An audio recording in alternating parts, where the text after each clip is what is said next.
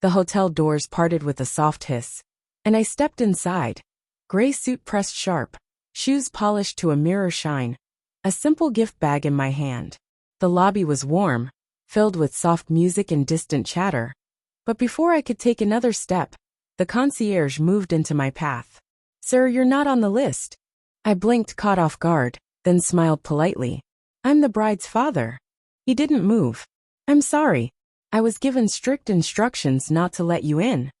The chill didn't come from the air conditioning. It came from within.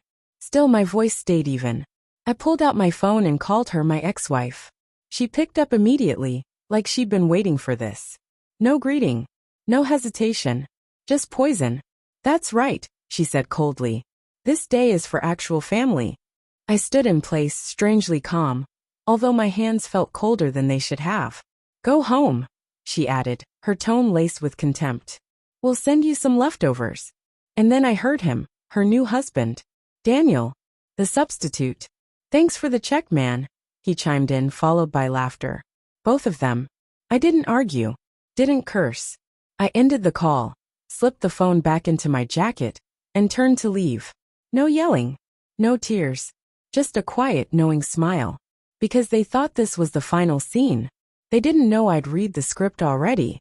She hadn't always been like this. Not openly, at least. We had 15 years together. We raised a daughter, who once used to run into my arms like the world was behind her. She once told me she hoped to marry a man just like me. Back then, I was her hero. Her constant. But after the divorce, everything soured. Still, I stayed the same man. Quiet. Consistent. Dependable. I paid her tuition, sent birthday cards, showed up to everything I was allowed at. I never missed a moment. Until today, when they decided I no longer counted. That I wasn't family. 2 months before the wedding, I met him, Daniel. The man about to marry into this carefully curated illusion. He was polite. Respectful. Looked me in the eye when we shook hands. He asked for advice about marriage, about life. That one lunch with him had more soul than any conversation I'd had with my daughter in the past year. There was something in him that told me he wasn't blind. He saw things, felt things. Not hesitation in loving her, but unease in the world surrounding her. I gave him my number. Told him to call if he ever needed truth. A week later he did. He said she told him I had walked out. That I'd abandoned them. "Do you believe that?" I asked. He paused. That silence told me everything. So I showed him. Not arguments. Not opinions. Just proof: bank statements, emails, photos, voicemails. Evidence of a father who had never stopped being one. I didn't try to change his mind. I just gave him the full picture and let him draw his own conclusions. He thanked me. Said he needed time. I gave him that too. So when those hotel doors closed behind me, when the word leftovers echoed like a death knell, I wasn't walking away defeated. I was walking away knowing what came next. 3 hours later, my phone rang. She was hysterical. "He's gone. Daniel's gone," she cried. "He called off the wedding. He said he needed to rethink the family."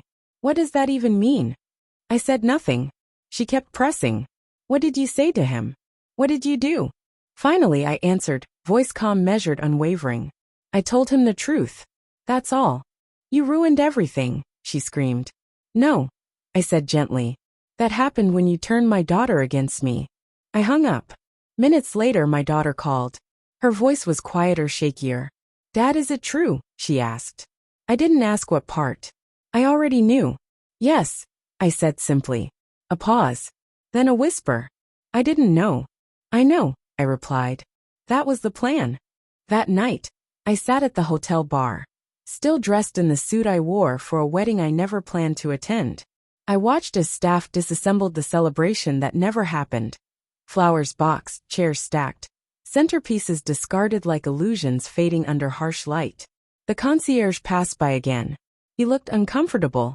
"Sorry about earlier." I nodded. "You were doing your job." He glanced up toward the rooms. "They're fighting. Loud." I sipped my drink. Let them. Because revenge isn't always loud. It doesn't always come with slamming doors or shouting matches. Sometimes it's just truth, delivered quietly, at the exact right moment. I didn't crash the wedding. I didn't sabotage anything. I simply handed someone the missing piece of a puzzle they didn't know was incomplete. I didn't twist Daniel's love, I freed it from a lie. And when he walked away, it wasn't in anger. It was in relief. As for me, I didn't get my daughter back. Not yet.